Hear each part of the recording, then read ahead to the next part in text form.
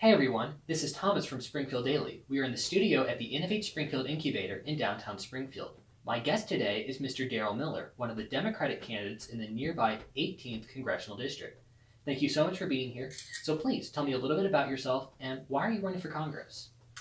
My name is Darrel Miller. I live in the western side of McLean County. Danvers is a town. I'm a full-time, lifetime farmer there. In 2014, I was the candidate that ran on the Democratic side against Aaron Schock. And all across the country, we see all kinds of people stepping up for these congressional races. And I'm very happy to be part of that wave, you would call it. And I think it's a lot of citizen candidates standing up, making a statement that they want to change the direction of the Trump administration in Washington and the Congress in Washington. A bit of a story how I came to be in this place in 2010. 2010 was right at the end of the bottom of the financial crisis, and there was an open seat, a Republican seat in the district I was living in then. That was before redistricting. And I went around to the candidates and asked, what is your response to this financial crisis? And to my amazement, they didn't have a response. They basically weren't even interested in the question. So I decided, at least in my district, someone was going to talk about the financial crisis, and I did. And in each debate or forum we had, I got to listen to even senatorial candidates talk about the issues. And that campaign really made an impression on me, and that impression was that most of the people I do business with every day are as capable of these people that we send to Congress. And so in 2014, I filed for the Democratic ballot.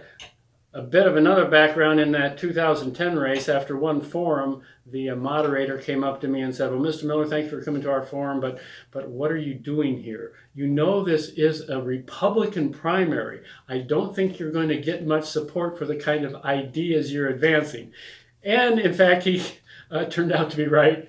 And so I'm on the Democratic side trying to push those same ideas and responses to the problems that our country faces. All right, well, that's a great intro. We've got a lot to ask about there, but as always, I want to give you the first topic. What's your number one issue? It's hands down the tax bill that got passed. Actually, that wasn't my top issue when I started the race, although I was very interested in tax reform. But we have been waiting and waiting and waiting for tax reform since the Simpson-Bowles Commission that President Obama put together in 2010. There have been 5 tax proposals that have been put forward that never made it to a vote.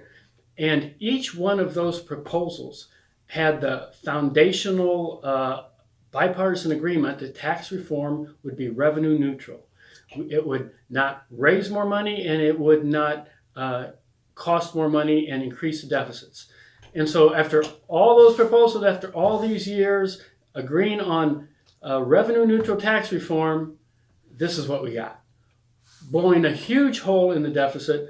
The Treasury Department just came out 2 weeks ago and said that in 2018 they plan to sell $955 billion worth of Treasury bonds. The year before, in 2017, they only sold 519. That's almost doubling in 1 year. And after the 2-year budget deal, now $1.1 trillion deficit each year is baked in. It's baked into our budget and spending plan. And it really just drives me crazy. We've been waiting for a change. We all want simpler, fair taxes. And the mantra is always simpler, fair, and revenue neutral.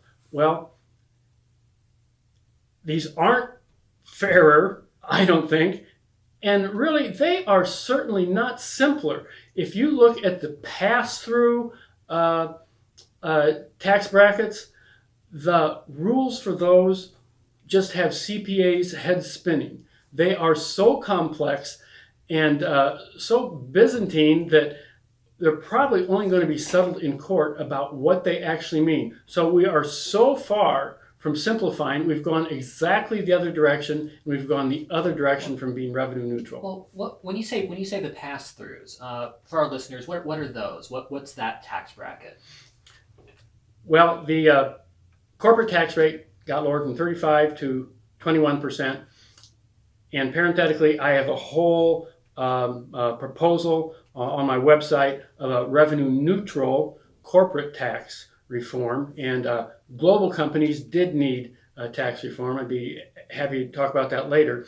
But since corporations got a tax reduction, businesses that aren't corporations, like LLCs, sole proprietorships, partnerships, that includes me as a farmer, I'm a sole proprietor, they said that corporations, we can't compete with corporations now because they have a much lower tax bracket.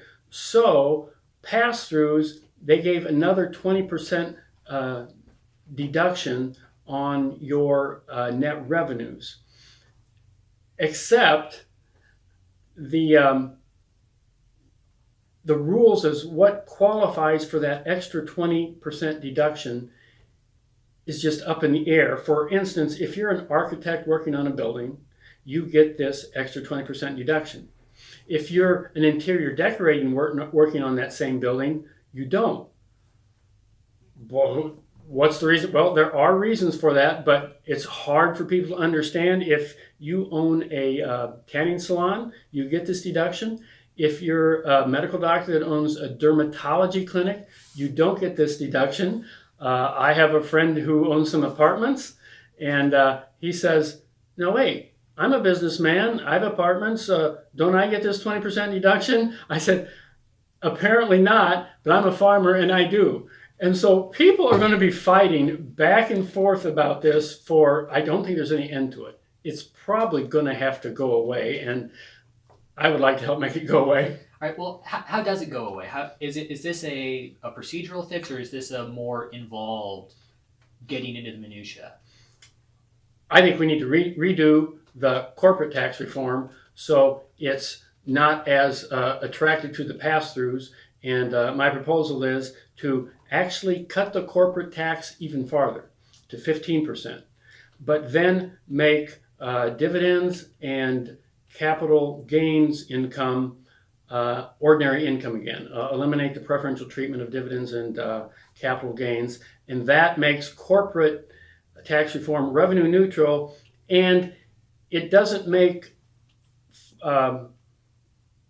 filing as a corporation that more attractive to pass-throughs like me, because you'll have a little bit higher tax rate withdrawing funds from the corporation. And so you would just do away with this extra 20% deduction that pass-throughs are getting now and just go with the regular tax cut that was given on individual brackets. And it's just so much more simpler, and I think it's a lot fairer. Another reason for going that way is because global companies needed that corporate tax cut. Domestic companies, not so much. There was a headline in the Wall Street Journal, a real headline that said, what will JP Morgan do with its tax windfall? Okay, here's a Wall Street bank that is getting a unarguably tax windfall from this corporate tax deduction, and almost nobody agrees that that is a desirable way to go with our tax system. And just last Saturday, Warren Buffett sends out his annual letter explaining how Berkshire Hathaway is going. And okay, they made $65 billion last year. 29 billion of that 65 billion profit they made was from the tax cut. So a great company like Berkshire Hathaway, they were doing fine before the tax cut, but now they got $29 billion of a tax windfall. And for people out there that wondered, well, how could that happen if the tax bill's only 2 months old? Well, it's because that they figure out how they did the last year from comparing a balance sheet from year to year, and on their balance sheet, they, on taxes expected to be accrued in the next year, they scored them as being $29 billion lower. And so, but that's a real number that they're going to benefit. And so, in this campaign in the 18th district, whoever gets to run as the Democratic candidate, and there's three great candidates, I'm just one, I think the thing that they have to hold up is last summer, Darren LaHood said the most important thing for him in his work as a congressman was deficits. He said that, the most important thing. And now he and his party have baked in $1.1 trillion of deficits for as far as the eye can see until something changes. And juxtapose that to the Trump administration and Republican Congress is trying to cut back on Medicaid, and Medicaid might need some reforms. But just last Saturday, I talked to a Medicaid worker in Fulton County, and she was talking about how they were struggling with this new managed Medicaid approach that Rauner and Trump are pushing, how she's struggling to serve her clients, and she is starving for funds to serve the lowest wage earners in our country. And here, Berkshire Hathaway and JP Morgan and a bunch of other domestic companies are really getting money they almost don't know what to do with. It needs to be balanced better than that. We need tax reform, but it's so bad we've waited so long, and this is what we got. Well, what would you say to the people who say that, well, yes, there's a deficit now, but the increased consumption and the increased stimulus from the tax cut will offset that? What do you say to that? That the tax cut will pay for itself? That it's never happened. That was kind of the golden era people think of tax reforms were Ronald Reagan's tax cuts. And tax cuts under certain conditions, they do increase GDP, but they have never paid for themselves. You're still going to go into a deficit if you cut tax cuts under certain conditions. And when Reagan has his tax cuts in 1981, our national debt was 1/3 what it is now. Well, 1/2. We have more than twice the national debt now than then. And the percentage of taxes paid relative to GDP. When Reagan made his tax cuts, we paid about 19%. See, about 19% of the taxes we paid, okay, how can I say this better? The taxes we paid were 19% of the GDP. Now the taxes we pay are only 17.3% of the GDP. We are paying fewer taxes now relative to the GDP than we did under Ronald Reagan. And all kinds of people are coming forward and says this is the wrong time to increase deficits because we're arguably at the top of an economic cycle. A time to actually increase deficits, use the word stimulus, okay, there's a little stimulus to it, is when you're at the bottom of an economic cycle. So what are you going to do when we get to the bottom of an economic cycle if you've already spent your bullets? And well, there's one more point to follow that up, and I can't think of it right now. All right. Well, if you don't mind, if you talked about the global businesses needed the tax reform more than the domestic companies.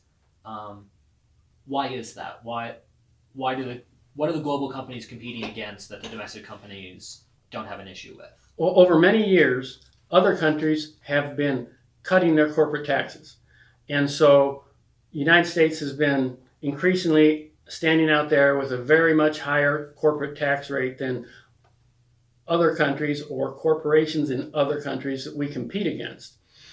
And now other countries, well, and also this higher tax rate, then it incentivizes all kinds of tax avoidance by companies. Shell companies in this country and that country in order to hide income or just simply to keep it offshore and not bring it back to the United States.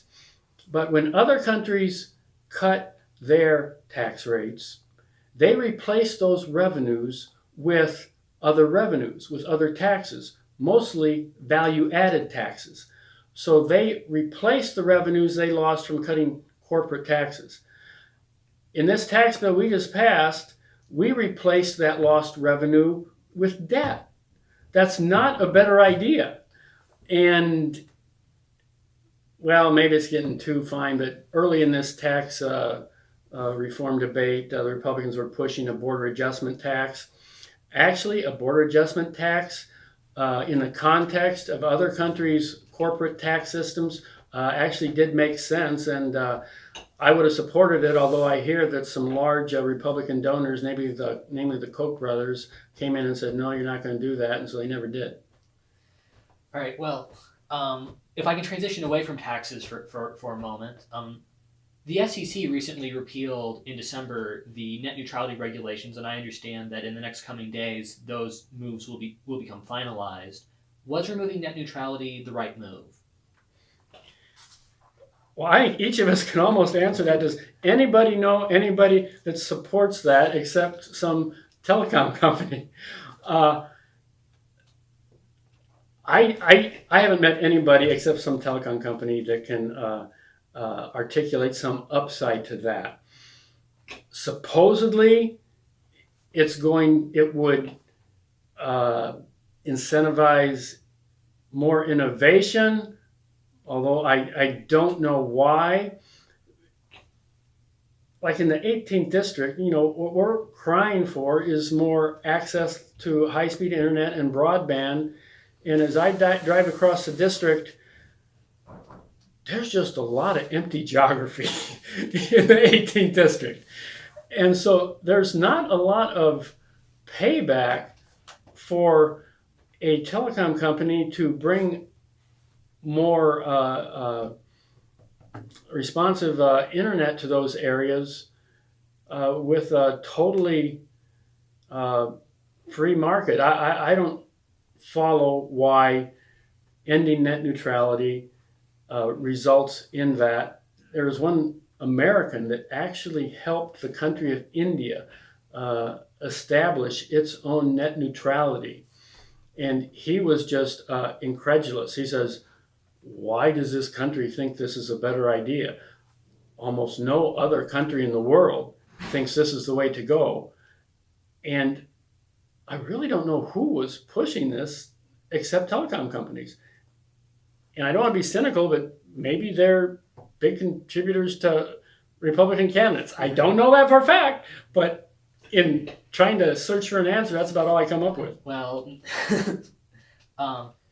but on that same note, during the Obama administration, which did give us the net neutrality codification, the U.S. also gave up large amounts of control over the ICANN domain registry system, and outsourced that to a nonprofit, which was then overseen by a more global oversight board. Was that the right move? To be frank, you're talking outside my wheelhouse a little bit, but from just simple rational thinking, why would the United States cede control or influence over such a basic thing in the internet to someone that we don't have much control over? It's embarrassing to say, but it seems so simple. Why would we do that?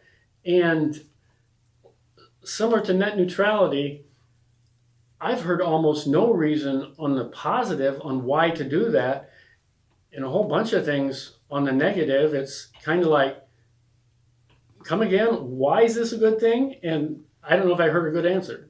Well, no, that's fair. And moving then to climate change. This is a three-part question. Is climate change real? If climate change is real, what threat does it pose? And based on the threat, what should the federal government do about it? Well, is it real is a technical and scientific question, and there's two sides of that question, but just barely. The answer is mostly on one side. And well, I studied natural science in college. I was a major in natural science, but I'm still a layman in that subject. And it seems to me, from even a layman's point of view, it seems to be changing. But even if you can't nail down if what we're seeing is from human activity, the risks are so high that if it's true, we have to be taking steps. It'd be irresponsible not to respond to it just from the simple possibility that it may certainly be happening.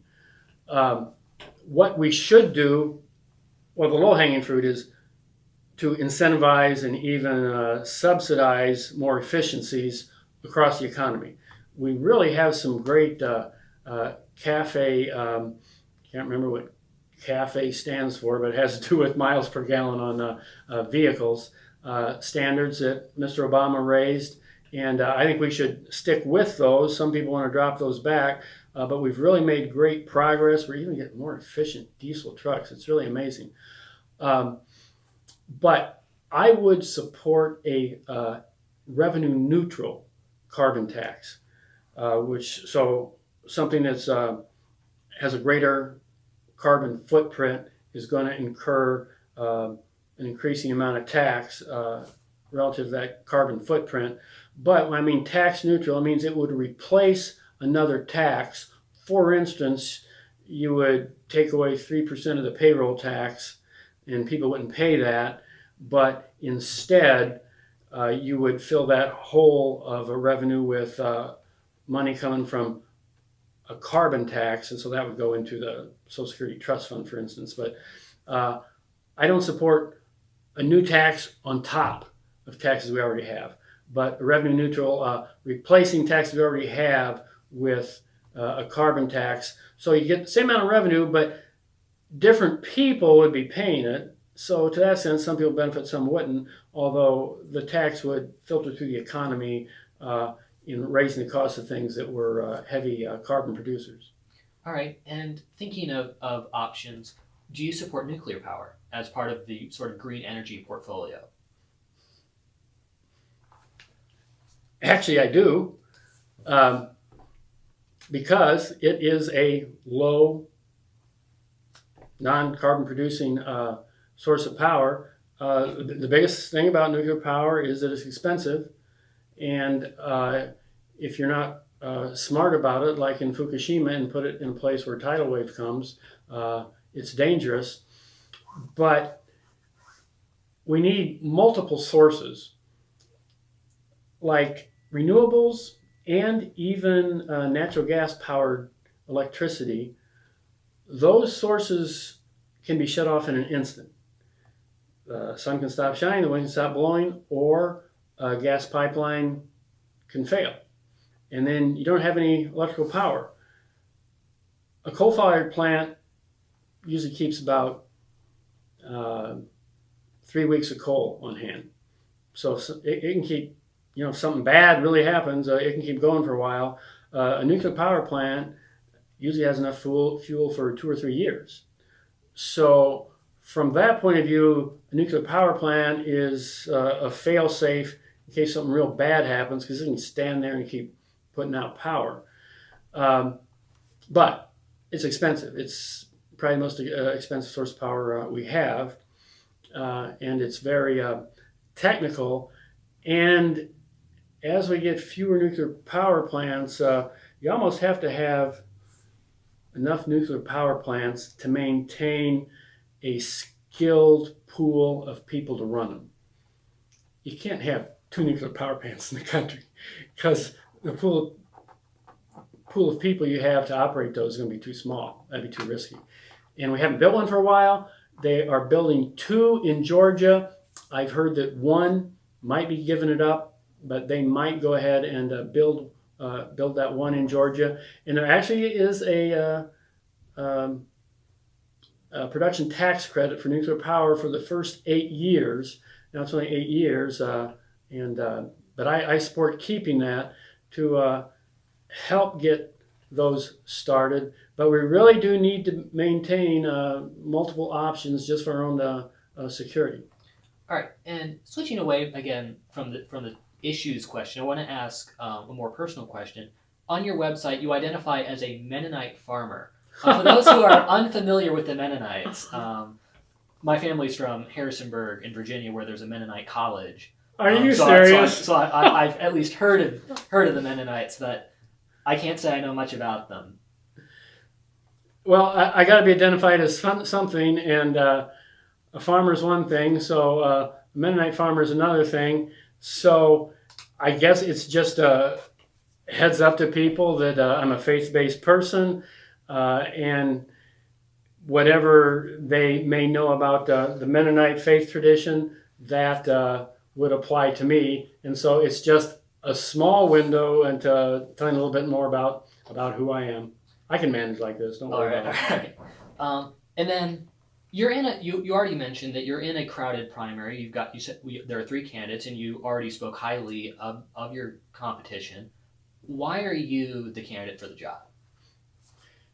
Well, for all you that are going to vote in the 18th district, no matter who you vote for, you're going to do fine. I think we've got 3 great candidates, and I like the statement that's sending to the broader country that the Democrats are here in the 18th district, and we have capable candidates running. I am the only business person in on the ballot. The other 2 are educators, and good educators from what I gather, and have met both of them and learned things from them. And I think it's a great primary on the Democratic side for the 18th district. Proud to be part of it. All right. And what would you say to an independent? There is sort of a reputation in the 18th that there aren't a lot of Democrats. So what would you say to somebody that they should come out in the primary and that they should pull that Democrat ballot in the primary? What would you tell them? If you want to be part of making a little statement to what's going on in Washington, please ask for a Democratic ballot and register that sentiment. Like you've alluded to, Thomas, the 18th district apparently is the reddest district in the state of Illinois. In 2016, nobody gave more votes to President Trump in the 18th district. There's kind of a tongue-in-cheek thing about the 18th district that when they redistricted Illinois, they had to put all the Republicans somewhere.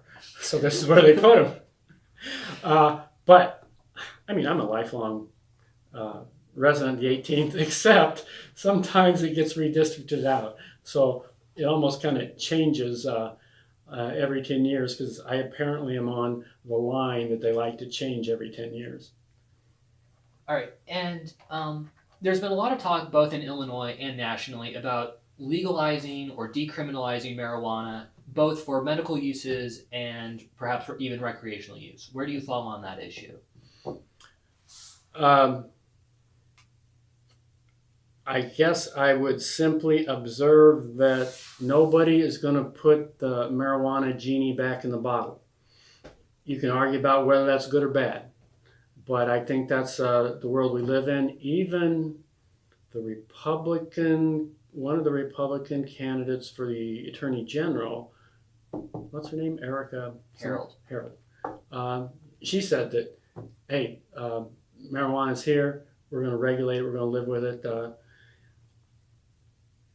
I don't think it's worse than alcohol, except if we legalize marijuana for recreational use, some lives will be ruined because we've legalized it and people use it poorly and maybe go on to worse drugs. If we don't legalize marijuana, some lives are also going to be ruined because they end up going to prison and their lives are ruined that way. I think just from a pragmatic perspective, that we need to regulate it like we regulate all dangerous substances, and it is a dangerous substance like other things we deal with. All right, well, that's our time. So my guest today was, again, Mr. Darrel Miller, one of the Democrats running in the 18th Congressional District. Your primary again is primary date. Oh, date, March 20. March 20th. I've actually run into people that have already voted. You are a different kind of person. You've already voted. All right. And again, thank you so much for being here. This has been Thomas Clatterbuck for Springfield Daily Radio. Pleasure to be here, Thomas.